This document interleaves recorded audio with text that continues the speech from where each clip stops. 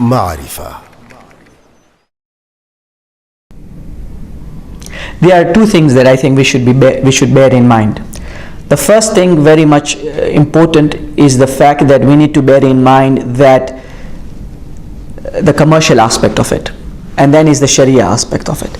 Touching on the commercial aspect first, I think when you're drafting rules and regulations for a law, for a jurisdiction, for Sukuk, I think it needs to be very clear that the tax aspects are neutralized. So people are incentivized to do Sharia compliant structures so that they do not believe that they're going to be unduly taxed on those structures.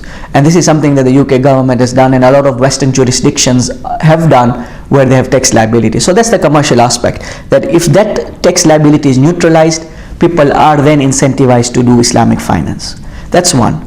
The other thing that needs to be borne in mind is that a lot of the laws of the land need to understand the structures that are being utilized. The murabaha, the musharaka, the mudarabas, and the ijara is very much utilized in conventional financing, but the others are less so in the true spirit.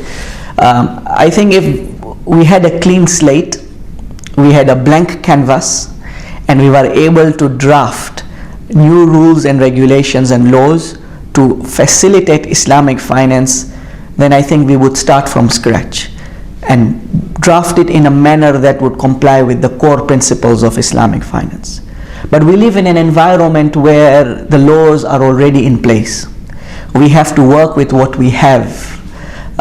We have to work with the parameters that have already been set by secular laws, be it in the Middle East, be it in the Western world.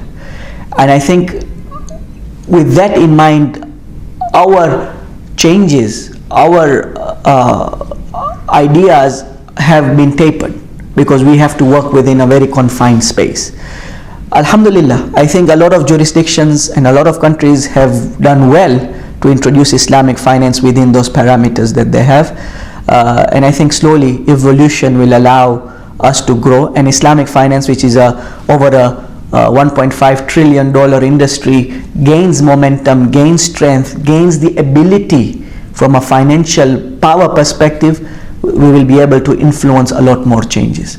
So I believe it is a bit of a reverse engineering. We need to be big and strong to be able to enforce changes to facilitate Islamic finance in some of these jurisdictions, rather than the other way around, where we will have the laws first and then do the issuances. معرفة.